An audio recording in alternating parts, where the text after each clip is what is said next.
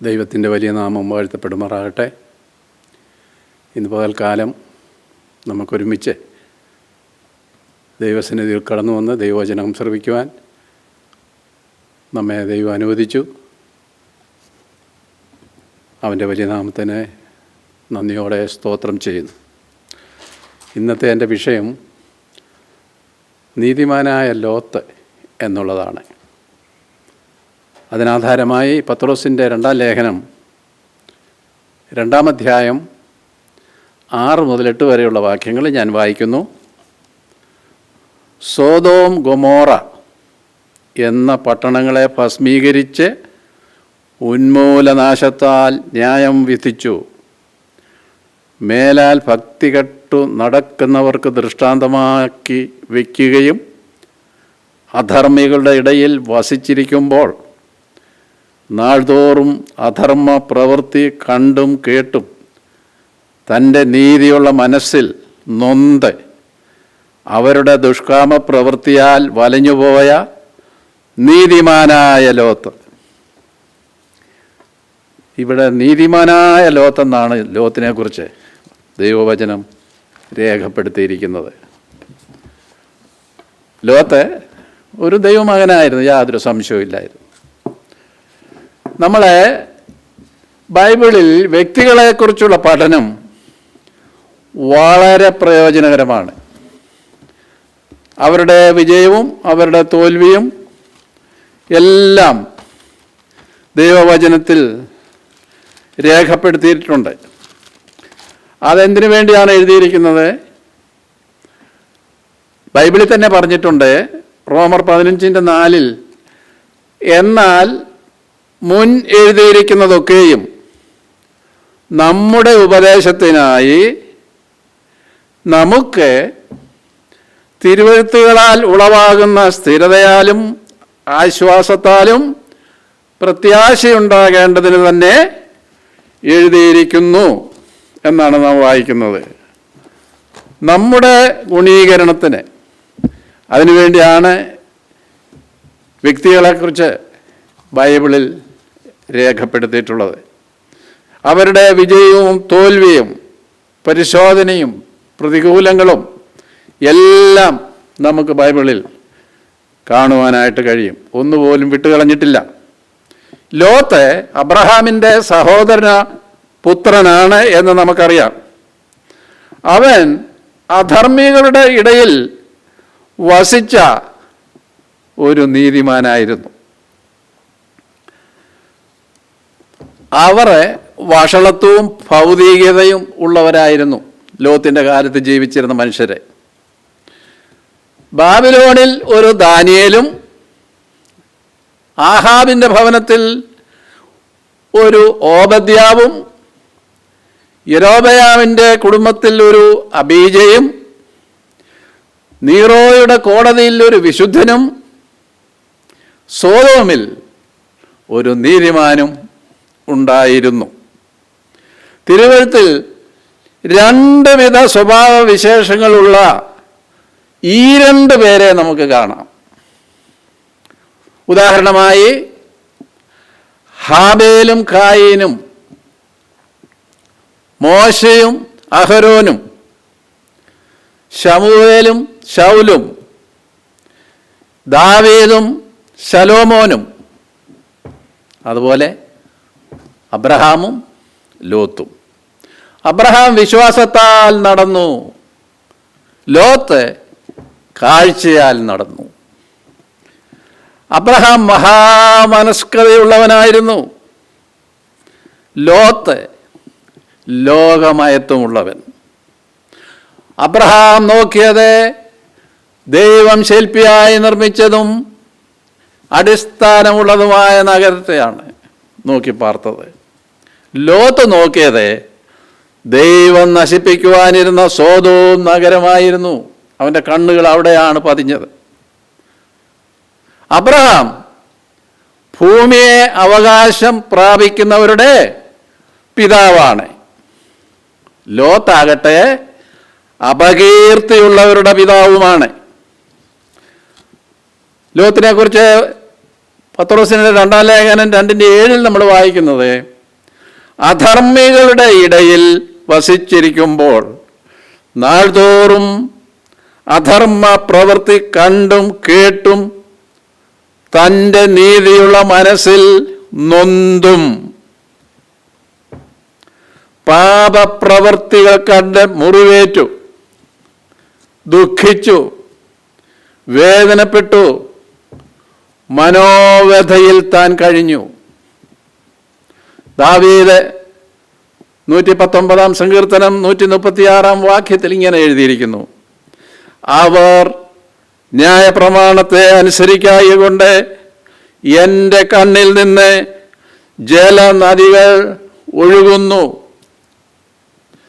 അതിൻ്റെ 158-ാം വാക്യത്തിൽ ദാവീദ് തുടർന്ന് പറയുന്നത്, ഞാൻ ദ്രോഹികളെ കണ്ടു വ്യസനിച്ചു, അവർ നിന്റെ വചനം പ്രമാണിക്കുന്നില്ലല്ലോ. ലോത്ത് നീതിമാനായിരുന്നു. ദൈവം വാഗ്ദത്തം ചെയ്ത അവകാശം ലോത്ത് കണ്ടില്ല. ലോത്തിന് തെരഞ്ഞെടുപ്പിൽ തെറ്റുപറ്റി. ഉൽപ്പത്തി 13:11 നാം വായിക്കുന്നത്, ലോത്ത് യോർദാൻ അരികെയുള്ള പ്രദേശമൊക്കെയും തെരഞ്ഞെടുത്തു. നമ്മെ സംബന്ധിച്ചിടത്തോളം ഓരോ ദിവസവും ഒരു തെരഞ്ഞെടുപ്പിൻ്റെ മുമ്പിലാണ് ഞാനും നിങ്ങളും. നിസ്സാര കാര്യം, എന്ത് ധരിക്കണം, എന്ത് കഴിക്കണം, ഏത് വീട് വാങ്ങിക്കണം, ആരെ വിവാഹം കഴിക്കണം, അങ്ങനെയുള്ള എല്ലാ കാര്യങ്ങളും നാം തിരഞ്ഞെടുക്കുന്നവരാണ്. നമ്മുടെ ജീവിത വിജയം തിരഞ്ഞെടുപ്പിനെ ആശ്രയിച്ചിരിക്കുന്നു. സങ്കീർത്തനക്കാരൻ പറയുന്നത്, വിശ്വസ്തതയുടെ മാർഗം ഞാൻ തിരഞ്ഞെടുത്തിരിക്കുന്നു. സങ്കീർത്തനം 119:30 വാക്യം. സങ്കീർത്തനം 16:6 നാം വായിക്കുന്നത്, അളവു നൂൽ എനിക്ക് മനോഹര ദേശത്തു വീണിരിക്കുന്നു. അതെ, എനിക്ക് നല്ലൊരവകാശം ലഭിച്ചിരിക്കുന്നു. വിശ്വാസത്തിൻ്റെ നിർണയത്തിൽ ആ നൂലെറിയുന്നത് ദൈവമാണ്. അതിനാൽ അത് വീഴുന്നത് എപ്പോഴും മനോഹര ദേശത്ത് തന്നെയായിരിക്കും. ലോത്തിൻ്റെ ജീവിതത്തിൻ്റെ അധപ്പതനത്തിൻ്റെ 7 പടികൾ നമുക്ക് തിരുവഴുത്തിൽ നിന്ന് കാണുവാനായിട്ട് കഴിയും. ഒന്നാമത്, ലോത്ത് നോക്കി. ഇംഗ്ലീഷ് വായിക്കുമ്പോൾ he lifted up his eyes എന്നാണ്. ലോത്ത് നോക്കി. രണ്ടാമത്, അബ്രഹാമിൽ നിന്നും ലോത്ത് വേർപിരിഞ്ഞു. ജീവിതത്തിൻ്റെ അധപതനത്തിലേക്ക് പോയിക്കൊണ്ടിരിക്കുകയാണ്. യോർദാന്റെ സമതലം തിരഞ്ഞെടുത്തു. അവിടെയുള്ള പട്ടണങ്ങളിൽ പാർത്തു. സോദോം വരെ കൂടാരം നീക്കി അടിച്ചു. ഒടുവിൽ സോദോമിൽ ചെന്ന് പാർത്തു. 19:1 ഉൽപ്പത്തി നമ്മൾ വായിക്കുമ്പോൾ, സോദോം പട്ടണവാതിൽക്കൽ താൻ ഇരുന്നു. തൻ്റെ ജീവിതത്തിൻ്റെ അധപ്പതനത്തിൻ്റെ 7 പടികളാണ് ഇവിടെ പറഞ്ഞിരിക്കുന്നത്. ലോത്തിൻ്റെ ഏക ചിന്ത എന്തായിരുന്നു? സോദോമിൻ്റെ പ്രതാപം, അവിടുത്തെ സുഖം, ആഡംബരം, പരിഷ്കാരം, ഇവയെല്ലാമായിരുന്നു ലോത്തിൻ്റെ ഹൃദയത്തിലെ ചിന്താ വിഷയം. ഒരു വിശ്വാസിയുടെ അധപ്പതനം പെട്ടെന്നല്ല, അത് ക്രമേണയാണ്. ലോത്തിൻ്റെ 2 പുത്രിമാരെ സോദോമിലുള്ള പുരുഷന്മാരെ വിവാഹ നിശ്ചയം ചെയ്തിരുന്നവരാണ്. അല്പം തീ വലിയ കാട് കത്തിക്കും. കുഷ്ഠരോഗം പോലെ പാപം ആദ്യം തുടങ്ങുന്നത് അല്പാൽപമായിട്ടാണ്. എന്നാൽ അത് വേഗം വ്യാപിക്കും. ലോത്തിനെ കുറിച്ച് എഴുതിയിരിക്കുന്നത് വലഞ്ഞുപോയ ലോത്ത് എന്നാണ്. വലഞ്ഞുപോയ ലോത്ത്. എന്തുകൊണ്ടാണ് താൻ വലഞ്ഞുപോയത്? ഉൽപ്പത്തി 19:13 പറയുമ്പോൾ, അവരെക്കുറിച്ചുള്ള ആവലാധി യഹോവയുടെ മുമ്പാകെ വലുതായി തീർന്നിരിക്കൊണ്ട് ദൂതൻ പറഞ്ഞത്, ഞങ്ങൾ ഈ സ്ഥലത്തെ നശിപ്പിക്കും എന്നാണ്. അവനും അവൻ്റെ കുടുംബാംഗങ്ങളും അവിടെ നിന്ന് പോകുവാൻ ദൈവദൂതൻ അവനോട് പറഞ്ഞു. അത് കേട്ട് ലോത്ത് വലഞ്ഞുപോയി. 15-ാം വാക്യത്തിൽ ലോത്ത് സോദോമിൽ പാർത്തതുകൊണ്ട് ഒന്നും നേടിയില്ല, എല്ലാം നഷ്ടമായി. ജീവിതത്തിൽ തോൽവിയുടെ വഴികളെ അതിലേക്ക് അടിക്കടി ലോത്ത് താണുപോയി. ലോത്തിൻ്റെ ഭക്തിയിൽ തൻ്റെ മരുമക്കൾക്ക് വിശ്വാസമില്ലാതെ പോയി. അമ്മായിയപ്പൻ്റെ ഭക്തിയിൽ മരുമക്കൾക്ക് വിശ്വാസമില്ലാതെ പോയി. പട്ടണത്തെ നശിപ്പിക്കും എന്ന സന്ദേശം അവൻ്റെ മരുമക്കൾക്ക് കളി പറയുന്നത് പോലെ തോന്നി. വേഗത്തിൽ പോകേണ്ടുന്നവൻ സാവധാനത്തിൽ പോയി, പോകുവാൻ തിടുക്കം കാട്ടേണ്ടവൻ ഗൗരവബുദ്ധിയില്ലാതെയായി തീർന്നു. അനവധി വിശ്വാസികളും ലോത്തിനെ പോലെയാണ്. അവർ സ്വർഗത്തെ വിശ്വസിക്കുന്നു, എന്നിട്ടും നിരുത്സാഹരായി നീണ്ടിഴഞ്ഞു നീങ്ങുന്നു. അവർ കർത്താവിനെ സ്നേഹിക്കുന്നു, എങ്കിലും അവന് വേണ്ടി അല്പം മാത്രം ചെയ്യുന്നു. അവർ പിശാചിനെ വെറുക്കുന്നവരാണ്, എന്നാൽ അവൻ്റെ കെണിയിൽ പലപ്പോഴും വീണുപോകുന്നു. അവർ സമയത്തിൻ്റെ ഹ്രസ്വത അറിയുന്നു, എങ്കിലും അവർ ജീവിക്കുന്നത് വളരെ കാലമുണ്ട് എന്ന ഭാവത്തിലാണ്. അവർക്ക് പോരാട്ടമുണ്ട് എന്നറിയുന്നു, എങ്കിലും അവരെ സമാധാനത്തിൽ കഴിയാം എന്ന് വിചാരിക്കുന്നു. അവർക്ക് മുമ്പിൽ ഓട്ടമുണ്ട് എന്നറിയുന്നു, എന്നാൽ അവരെ അവിടെ ഇരുന്ന് വിശ്രമിക്കുകയാണ്. ന്യായാധിപൻ വാതിൽക്കലുണ്ട് എന്ന് അവർക്കറിയാം. ദൈവകോപം വരുവാൻ പോകുന്നു എന്നവരറിയുന്നു, എന്നാൽ അവർ മയക്കത്തിലാണ്. ഒരു ദിവസം അവർ ഉപവസിക്കും, കർത്താവിൻ്റെ മേശയിൽ സംബന്ധിക്കും. അടുത്ത ദിവസം രാത്രി സംഗീത നാടകം കാണുവാനായിട്ട് പോകും, സിനിമ കാണുവാനായിട്ട് പോകും.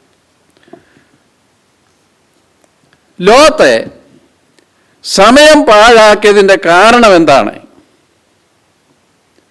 രോഗത്തിൻ്റെ വേരറിഞ്ഞാൽ റെമഡി അഥവാ പ്രതിവിധി കണ്ടെത്തുവാൻ പ്രയാസമില്ല.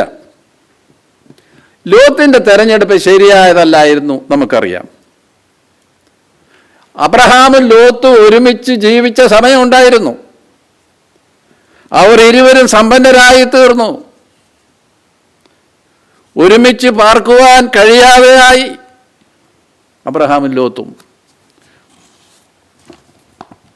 അവൻ്റെ തെറ്റിൽ നിന്ന് കാത്തുകൊള്ളുവാനായി ദൈവത്തോട് ആലോചന ചോദിച്ചില്ല.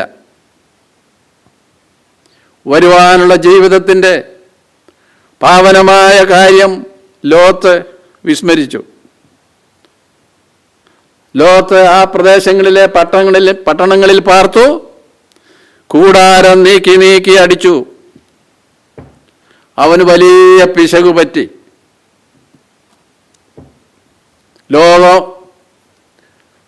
മയത്വമുള്ളവരുടെ മധ്യയുള്ള ജീവിതം പലപ്പോഴും ആത്മീയത്വം നഷ്ടപ്പെടാൻ ഇടയായിത്തീരും. അങ്ങനെയുള്ളവരുടെ ആത്മീയ കാഴ്ചപ്പാട്, സ്പിരിച്വൽ ഡിസേൺമെൻറ്റ് മങ്ങിപ്പോകും, ഡിമ്മായി പോകും. ആത്മീയ പോരാട്ടത്തിൽ കരങ്ങളെ ബന്ധിക്കുകയും ഓട്ടത്തിന് തടസ്സമായി കാൽ വിലങ്ങ് ഇടുകയും ചെയ്യും. നമ്മുടെ ശക്തി ക്ഷയിക്കും. ശിംശോനെ പോലെ സ്വന്തം മുടി മുറിക്കുകയുമാണത്. വിവാഹിതരല്ലാത്തവർ അവരുടെ തെരഞ്ഞെടുപ്പ് വളരെ സൂക്ഷിക്കണം. 2 കൊരിന്ത്യർ 6:14 നമ്മൾ വായിക്കുമ്പോൾ, നിങ്ങൾ അവിശ്വാസികളോട് ഇണയില്ലാ പിണക്കൂടരുത്. നീതിക്കും അധർമ്മത്തിനും തമ്മിൽ എന്തൊരു ചേർച്ച, വെളിച്ചത്തിന് ഇരുളിനോട് എന്തൊരു കൂട്ടായ്മ. നല്ല തിളക്കമുള്ള സ്വർണം നനവുള്ള അറ്റ്മോസ്ഫിയറിൽ അതിൻ്റെ ശോഭ മങ്ങിപ്പോകും. നമുക്കും പലപ്പോഴും ദാവീദ് പ്രസ്താവിച്ചതുപോലെ തോന്നലുണ്ടാകാം. സങ്കീർത്തനം 30:6 അത് കാണുന്നുണ്ട്. ഞാൻ ഒരു നാളും കുലുങ്ങിപ്പോകയില്ല എന്ന് എൻ്റെ സുഖകാലത്ത് ഞാൻ പറഞ്ഞു. ഞാൻ ഒരു നാളും കുലുങ്ങിപ്പോകില്ല, വീഴുകയില്ല, ഞാൻ വീഴുകയില്ല എന്ന സുഖകാലത്ത് പാടും. എന്നാൽ പ്രിയപ്പെട്ടവരെ, വഞ്ചിക്കപ്പെടരുത്. നിർവികാരമായ തെരഞ്ഞെടുപ്പ് നമ്മുടെ ആത്മീയ ബലം തളർത്തിക്കളയും. ലോകത്തിനൊടുവിലായ ഏത് തരം ഫലം അവൻ്റെ സാവധാനത മൂലം ലഭിച്ചു എന്ന് നമുക്ക് നോക്കാം. അവൻ സോദോമിൽ വളരെ വർഷങ്ങൾ പാർത്തു കാണും. എത്ര വർഷം പാർത്തു എന്ന് നമുക്ക് അറിഞ്ഞുകൂടാ. ദൈവികമായ വിഷയങ്ങൾ സംസാരിക്കുവാൻ നല്ല അവസരം, സുവർണാവസരം അവന് ലഭിച്ചു എന്നത് നിസ്സംശയമാണ്.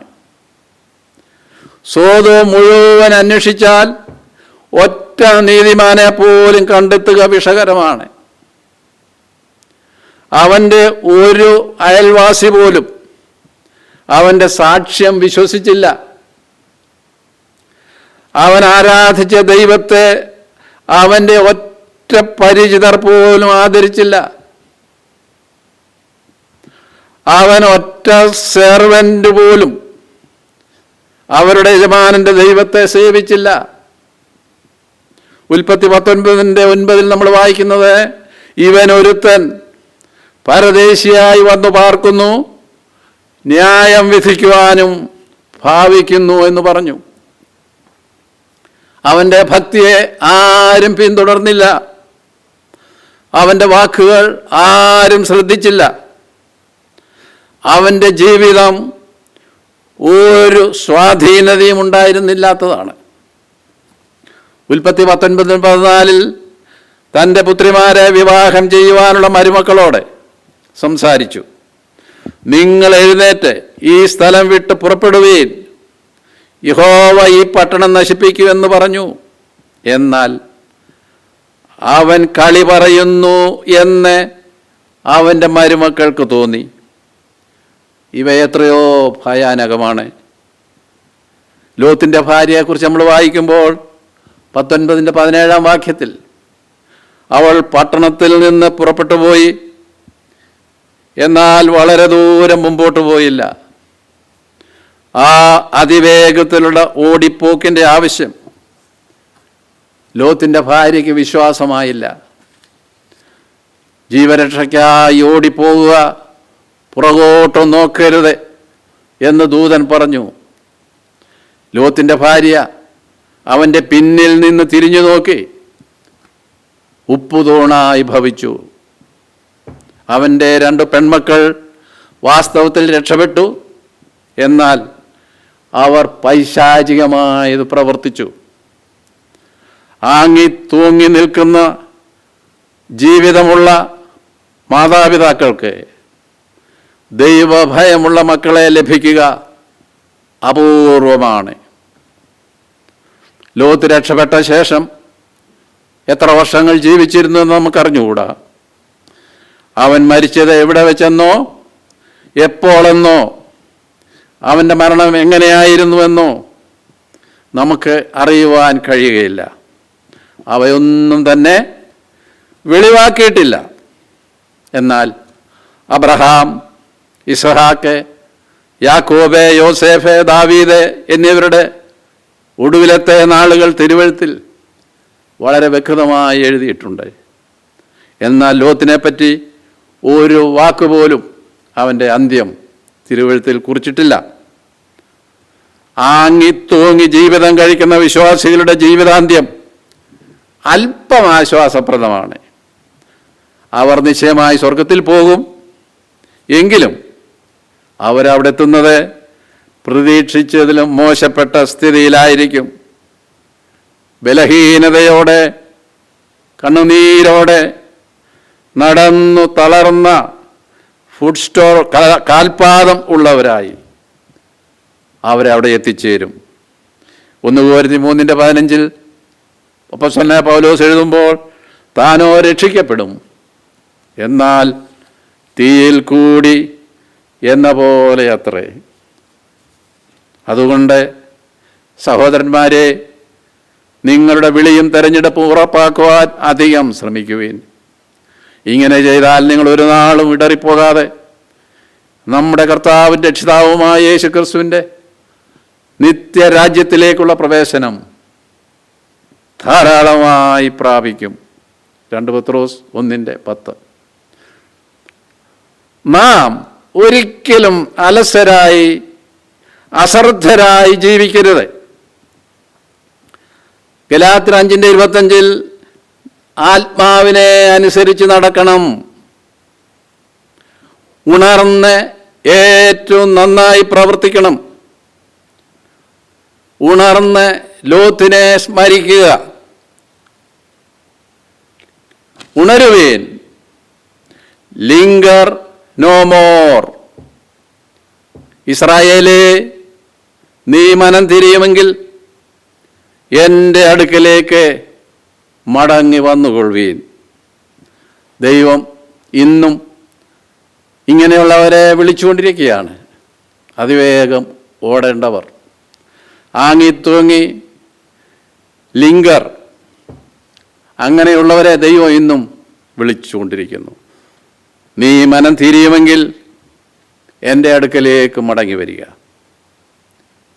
ലോകത്തിന് സംഭവിച്ചതുപോലെയുള്ള അന്ത്യം, അവൻ്റെ കുടുംബത്തിന് സംഭവിച്ചതുപോലെയുള്ള വിപത്ത് വിശ്വാസികൾക്കാർക്കും ഉണ്ടാകുവാൻ ഇടവരരുത്. നമ്മുടെ പ്രവാസകാലം നാം ഭയത്തോടെ കഴിക്കണം എന്നാണ് നാം തിരുവെഴുത്തിൽ വായിക്കുന്നത്. ഒരാളൊരു പാട്ട് എഴുതിയിട്ടുണ്ടല്ലോ, ഈ വഴി വളരെ ഇടുക്കം ഞെരുക്കം, ആരിത് കടന്നിടുമോ?